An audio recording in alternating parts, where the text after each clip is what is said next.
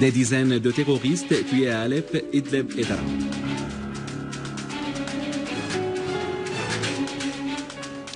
L'armée irakienne poursuit sa lutte antiterroriste et prend le contrôle de la zone de Chouhan.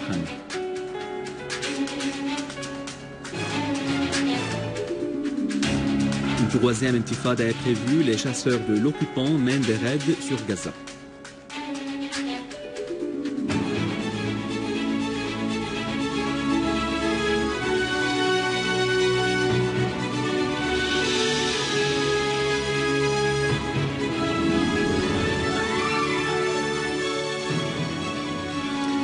Mesdames et messieurs, bon après-midi et bienvenue à notre journal.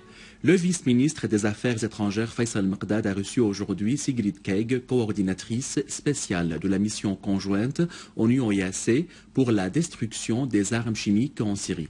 L'entretien a porté sur l'importance de la coopération constructive entre les deux parties pour mener à bien cette mission. Nous avons constaté le succès de l'opération de l'évacuation des agents chimiques sur le terrain. L'accomplissement de la mission a démontré l'engagement des autorités syriennes dès le début et la facilitation de toutes les questions. Je remercie les autorités syriennes pour leur engagement et collaboration persistante et constructive durant cette opération. Je suis ravi de rencontrer Mme Sigrid et son équipe. La Syrie était sincère dans tous ses engagements dans la mise en œuvre de cette opération dans le cadre de l'initiative lancée par le président Vladimir Poutine et qui est favorablement accueillie par le président Bachar el-Assad. Nous estimons que ce qui est resté à cet égard est moins important et a besoin d'efforts loin de toute politisation. J'affirme que les États-Unis et d'autres partis qui œuvrent pour politiser la question de l'évacuation des agents chimiques et pour exécuter des agendas qui n'ont rien à voir avec cette opération endossent la responsabilité du retard de la mise au point de ce qui reste de cette opération. Des unités de l'armée arabe syrienne ont détruit un stock de munitions à Tel Jabin dans la banlieue d'Alep. D'autres unités de l'armée ont abattu de nombreux terroristes et blessé d'autres dans la vieille ville d'Alep, Ash'ar, Zerba, Bayadine, Messelmiya, Koueres, Hader, Kafr Hamra, Tel Kra, Haritan, Zahrat Abd Rabbo Azaz et dans la zone industrielle, détruisant nombre de leurs véhicules. Par ailleurs, les services de sécurité spécialisés ont neutralisé aujourd'hui une voiture piégée garée par des terroristes à proximité des magasins de Qasr, situés dans le quartier Homsiot d'Al-Arman. Dans une déclaration faite à l'agence SAN, une source au sein du gouvernorat de Homs a précisé que les artificiers des services de sécurité ont pu, en coopération avec les habitants, neutraliser une voiture de marque Hyundai bourrée de 400 kg d'explosifs et garée à l'heure de pointe par des terroristes dans le quartier d'Al-Arman.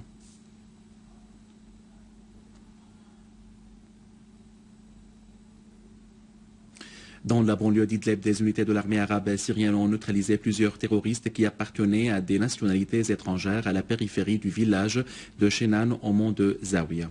L'armée a également tué et blessé de nombreux terroristes dans la ferme de Haj Hamoud, à Benesh et à Kafr Rouma.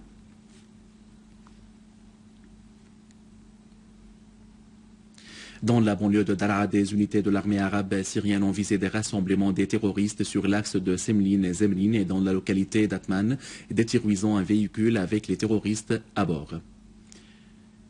Des unités de l'armée arabe syrienne ont avorté une tentative d'infiltration de terroristes de la localité de Tissia sur les frontières syro-jordaniennes à un point militaire, éliminant plusieurs d'eux.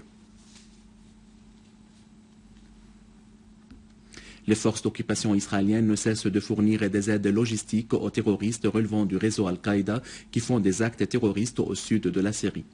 Nombre de ces terroristes blessés dans des affrontements avec l'armée arabe syrienne a été transporté dans l'hôpital Naharia à Hébron en Palestine occupée. Au moins 300 terroristes avaient été hospitalisés dans des hôpitaux sionistes jusqu'à présent. La télévision israélienne avait à maintes reprises rapporté des visites de hauts responsables israéliens, dont le premier ministre israélien Benjamin Netanyahu, aux terroristes blessés.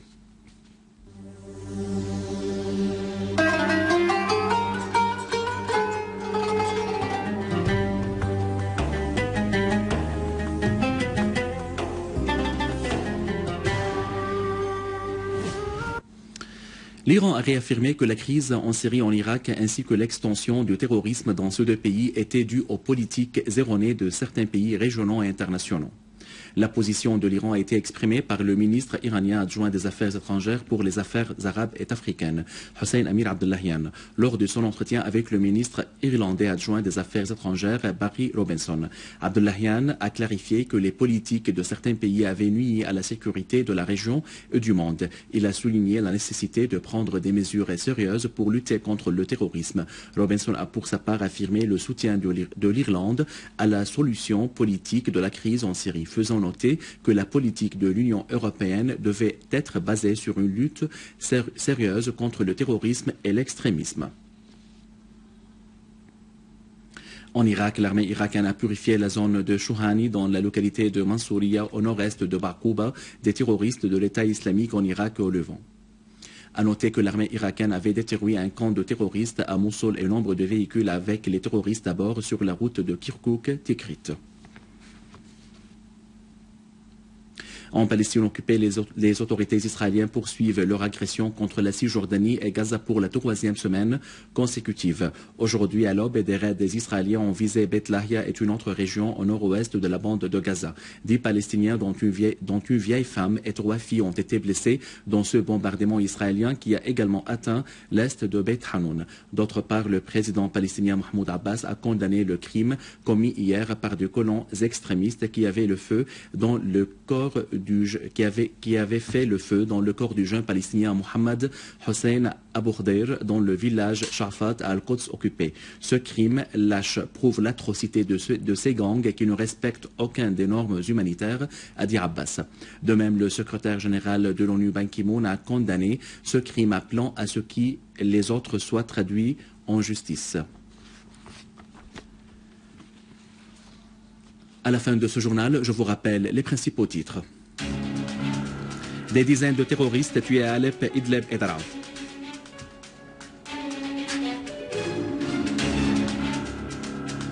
L'armée irakienne continue sa lutte antiterroriste et prend le contrôle de la zone de Chouhani.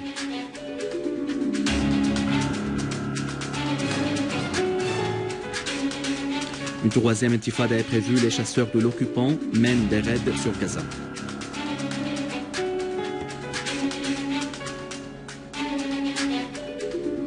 Mesdames et messieurs, c'était notre journal d'aujourd'hui. Merci de l'avoir suivi et au revoir.